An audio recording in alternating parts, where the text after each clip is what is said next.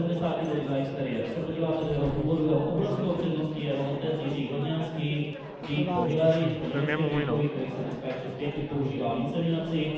Jiří Hodňanský je excelentní býk, který z maternálních efektů, vidíte, že jeho provedná hodnota pro růst maternálních efektů je na úrovni 130, což je opravdu vysoce nadprůměrná hodnota. Vidíte velice zajímavé zvíře z hlediska barvy, tmavá, plášťová barva.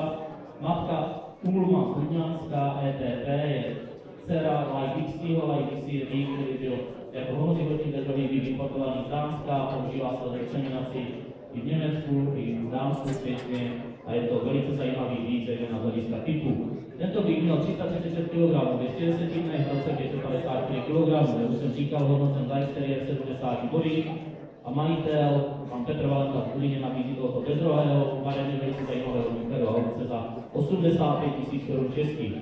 85 000 Kč českých býk katalogové číslo 3.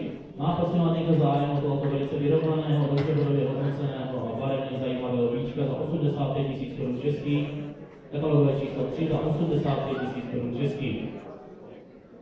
Má někdo zájem o tohoto býčka, narozený 18. listopadu 2013, 70 za exteriér, provedná za produktivního efektu 114, maternální efekty 112, 85 000 Kč českých, býk katalogové číslo 3. Má někdo zájem o tohoto býčka, trojka za 85 000 Kč českých.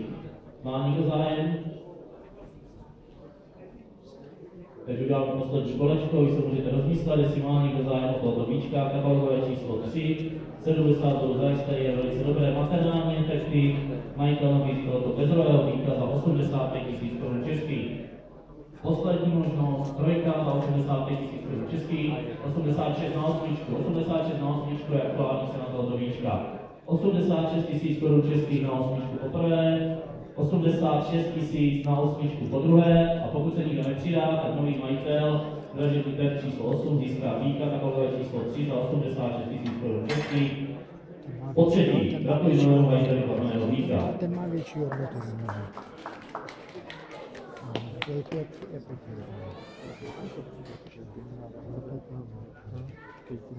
Osvolený pes.